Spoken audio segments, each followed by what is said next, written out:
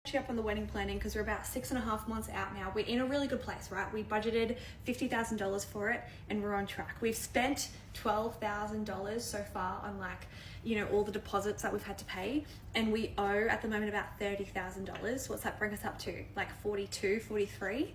And there's a couple things that we still need to sort out. Optimistic and positive that we can keep it within 50, maybe go over a little bit in the red, but we'll deal with that later. Booked our venue. That's obviously a key one, and if you've been keeping up, you'd know the drama. Like, our wedding venue burnt down in September, and so we've had to change, and so we've gone a little bit over budget on our wedding venue, but again, that's kind of out of our control. But we are bringing our coordinator from the Lush, Caitlin. Love you, Caitlin. We caught up with her on Friday to catch up on all things like wedding planning, taking this as an opportunity to make this feel more of an event rather than just having it in Brisbane, I suppose. And comes with that is all the accommodation, and you have to hire a buggy to go around and get photos at the venue. So just a couple of extra things that we didn't account for originally, but we're still in the green for that one. Also went over budget on my dress.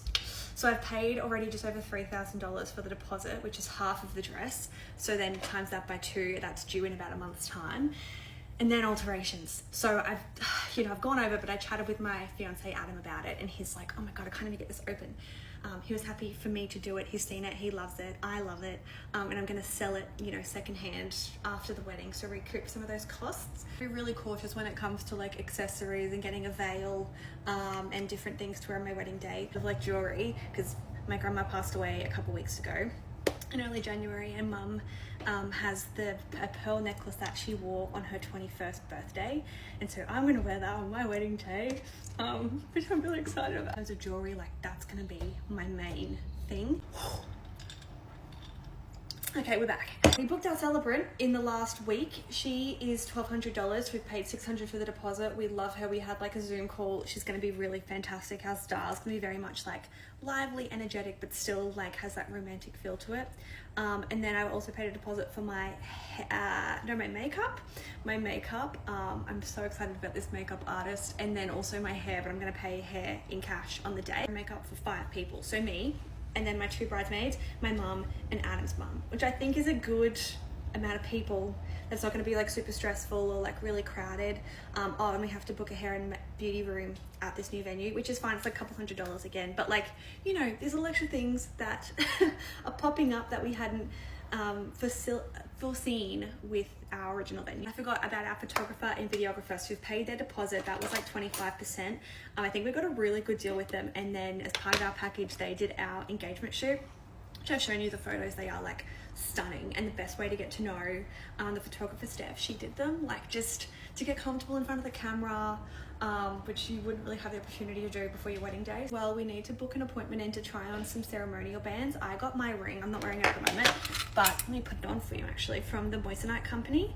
Had the best experience there, so I want to book in with them again and try on some ceremonial rings. We've budgeted about $3,000 for those rings, which I think will definitely stay within. I think the one I'm looking at is just shy of $1,000, so that can be fine. Adam can go a little bit bougie if he wants. I was looking at quotes for the DJ. We're gonna have one DJ playing at our reception for 5 hours. We're not doing any live music or anything like that.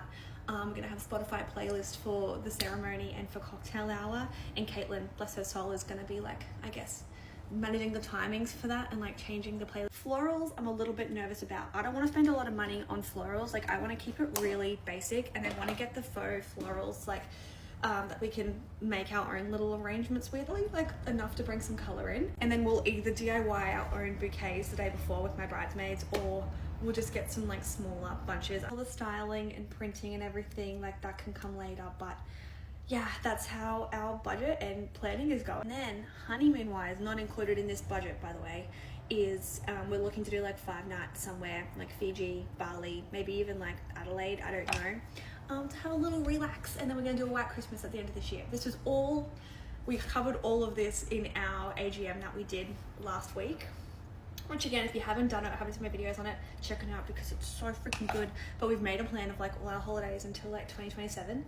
So we have a lot to look forward to, and that's basically what we're saving for. Wedding, and then it's holiday, and then it's holiday, and then it's holiday. We're just going all out while we can. That's where things are at the moment. Feeling pretty good. It's all gonna come together really quickly. But on the countdown now, 6.5 months to go. I'm gonna take 2.5 weeks off work over my wedding, the week before, the week after, and then like do like 2 days back at work on the third week, because coming back to a full 5-day work week is nah. What questions you have, and I will answer them if I can. We're very excited to just like part with all this money and have the best day of our lives.